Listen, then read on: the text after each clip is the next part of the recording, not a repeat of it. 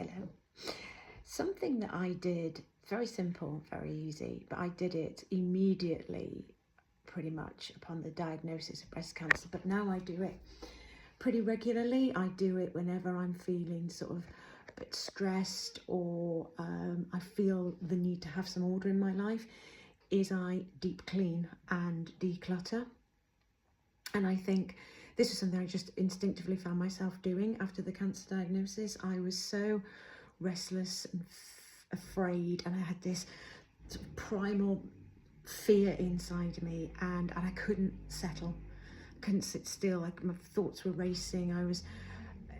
I had this need to be doing something and to have it all fixed and over and done with.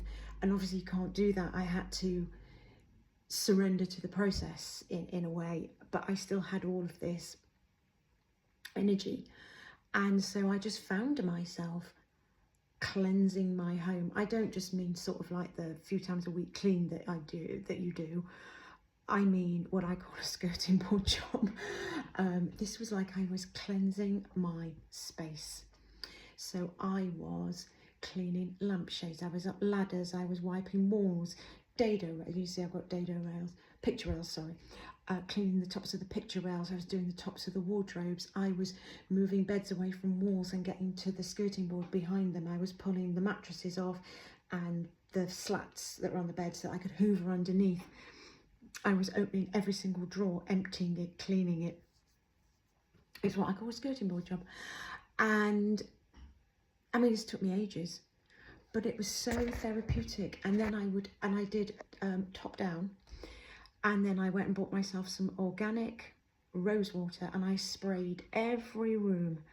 And then I smudged with white sage, and it was like I was cleansing my space to shift that energy. And I moved things around because I really do believe that if there's something in our home that hasn't been cleaned or moved for a long time, it gets stagnant energy. I do believe that. And it was also a really good opportunity for me to, I mean, I've always sort of been quite good at decluttering, taking things to the charity shop, but I was ruthless. I was trying everything on. That's why I say it took hours, days. But I was putting all this energy that I was channeling it in what I felt was a really positive way. Now, this wouldn't be for everybody. Some people would go for run for miles, or go for a drive, or do whatever. This helped me. And I tried everything on. If it didn't fit me, if I hadn't worn it in 12 months, you know, all the stuff that you see on Instagram and YouTube about decluttering, but also things where I might have kept it before for sentimental reasons, like, oh, my mum bought that for me 10 years ago. But it was like, I don't like it, it's never fitted me, or the colour doesn't suit me, or I'm never going to read it because it's not my particular genre, it's not anything I'm interested in. Or it was 10 years ago, but it's not now. Or I bought this last year and it was a huge mistake. Or yes, that cost an enormous amount of money, but it just doesn't serve me anymore. Or I bought those shoes 12 months ago, and even though they cost a lot of money, they pinch my feet, and no amount of stretching them, those shoe things that you buy, is going to fix that. Or that was a gift from somebody and it's a scarf, but the colour looks awful on me. It's olive green, it's vile, doesn't suit me. I'm not an autumn person. But these are just examples.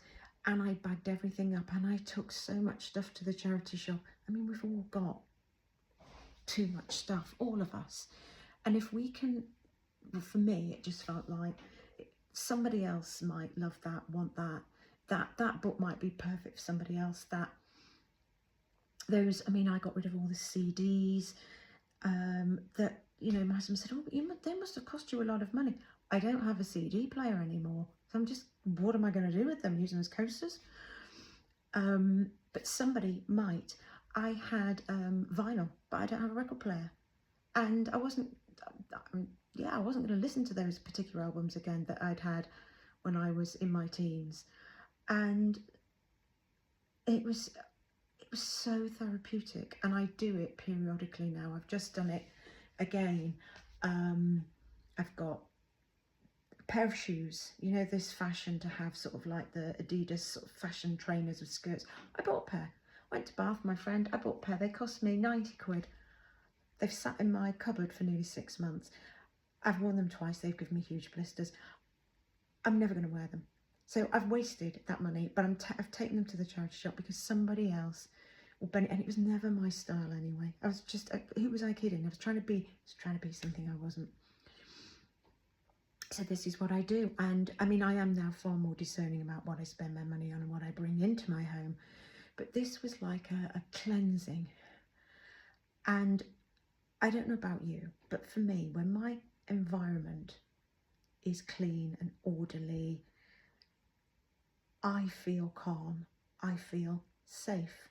My body kind of goes, I love that feeling when I've done a real big clean on the weekend and I sort of sit down in the lounge, put something on to watch TV or open a book to read, and I look around and go, everything's clean and orderly and put away. And it's like my whole nervous system just goes, And again, this isn't everybody's vibe, but it helped me. It really did help me. And